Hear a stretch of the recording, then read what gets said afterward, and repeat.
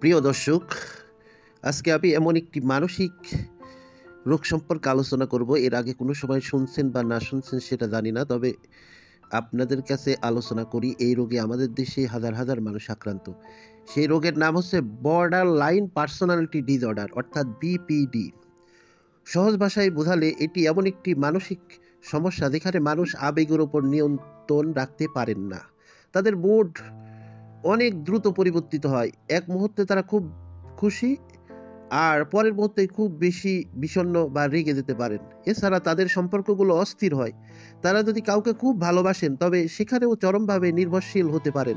আবার তাদের পছন্দের মানুষ যদি একটু দূরে চলে যান তখন তারা বিচ্ছিন্ন বা অবহেলিত অনুভব করেন।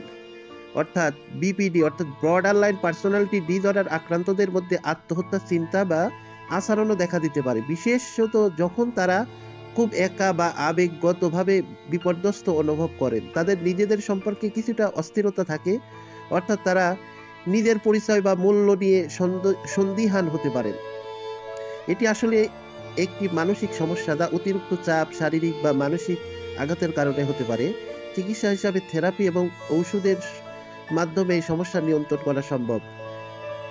আপনারা কি এই রোগে আক্রান্ত কেউ? তাহলে আমি সহকারী মানসিক doctor psychiatrist assistant Mohammad Sohel, আমার সাথে যোগাযোগ করবেন। এই নাম্বার, চেম্বার কোথায়, নাম্বারে যোগাযোগ করলেই পাবেন। আচ্ছা, ভিডিওটি ভালো লাগলে একটা লাইক, কমেন্ট, সাবস্ক্রাইব করবেন। ভালো থাকবেন, সুস্থ থাকবেন।